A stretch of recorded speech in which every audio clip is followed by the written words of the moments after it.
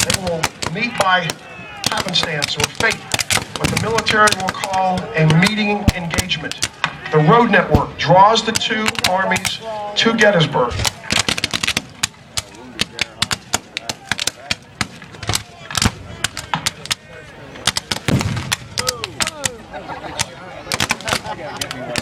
In the distance, you hear bugle calls.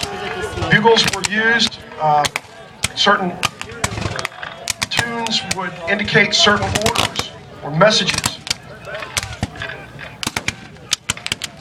Probably better to sit down in the first couple. The three main types of communication on a confusing battlefield are the quarters we mentioned earlier, the signal corps, which of course is dependent on visibility and limited somewhat. And the other major method of communication, in addition to musical instruments, bugles, is telegraph. But of course, because nobody knows the battle's going to be here at Gettysburg, they don't have time to set up telegraphs on the battlefield itself. However, the Union Army does have telegraph lines sent back to Washington, where they can send reports of what's going on to the federal capital.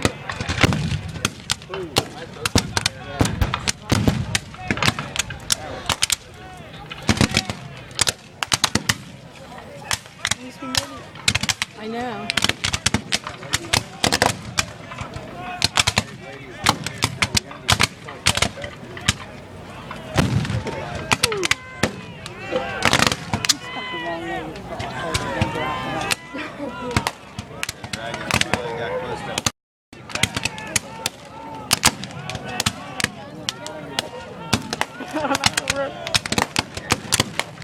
It's already pouring down my back. Oh, God.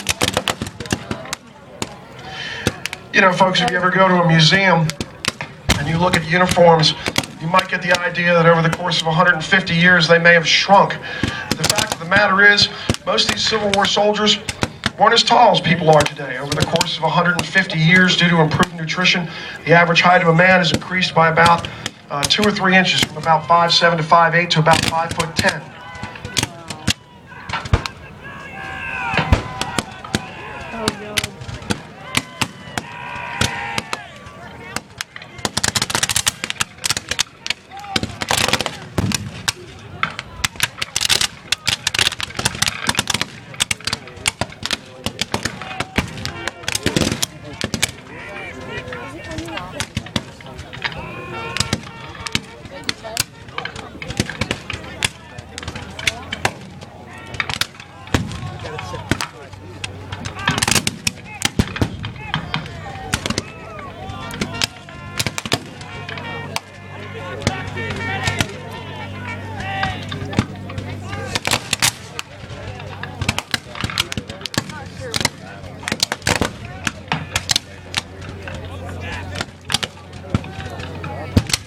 Standing that close, taking the shots at each other. That had to be horrible. Well, apparently they're terrible shots because nobody. Well, I think the guns were very accurate. More accurate. And they can't have too many soldiers fighting. Can't have too many soldiers fighting because they don't have too many.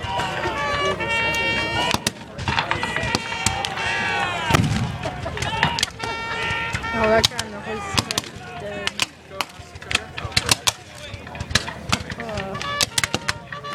I'm surprised that officer isn't dead.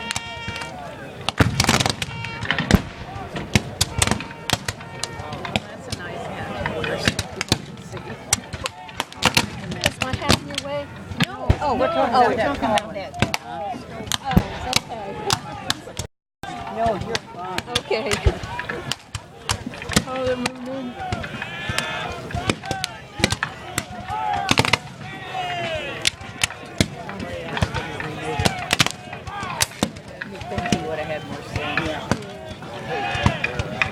There was a professor at Pennsylvania College in Gettysburg,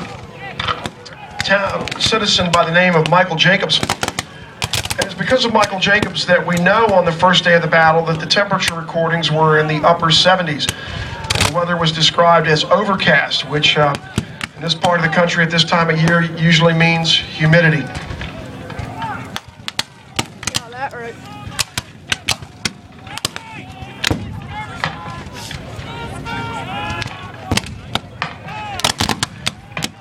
As the Union infantry approaches from the south, they can begin to hear the sounds of the artillery and the musketry in the distance west of Gettysburg.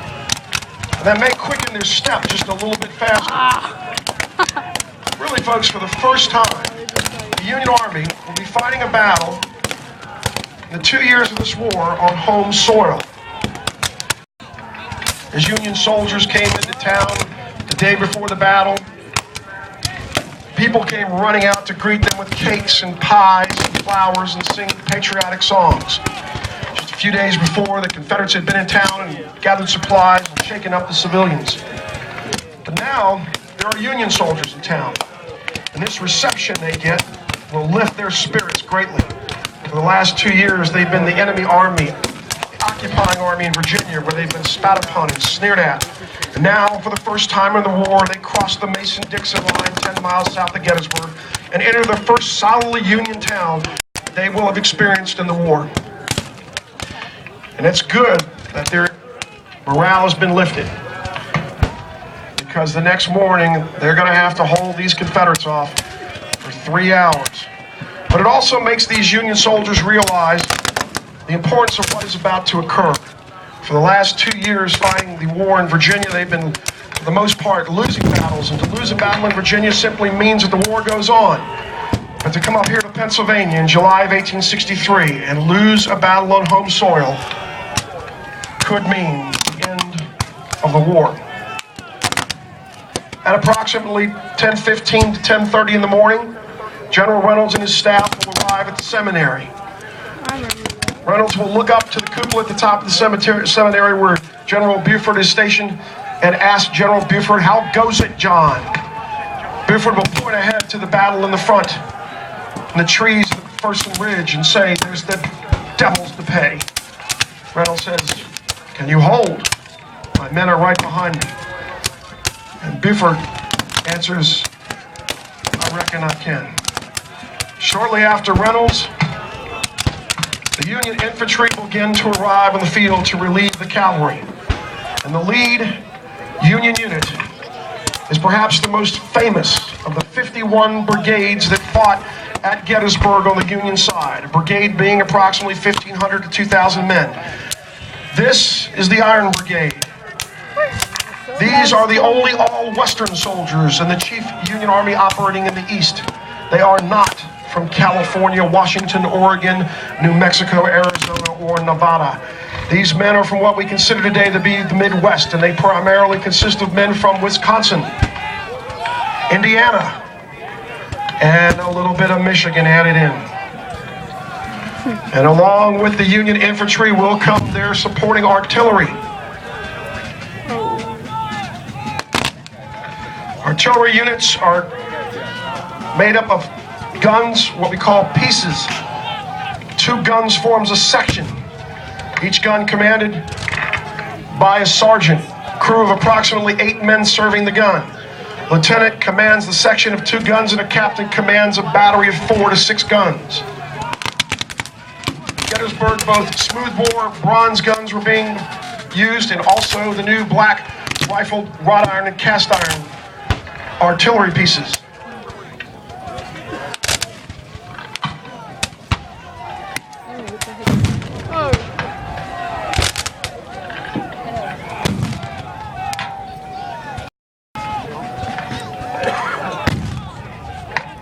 Good artillery crew, 8 to 10 men, can fire at approximately the same rate that an individual soldier, infantry soldier, can fire, which is about 2 to 3 well-aimed shots per minute.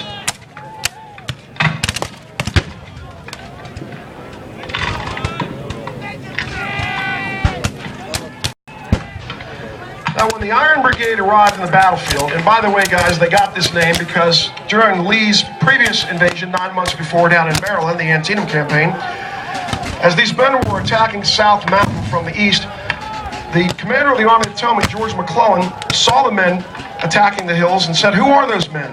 They fight like iron," and the name stuck. Yep, they were. I read that in one of those books I got.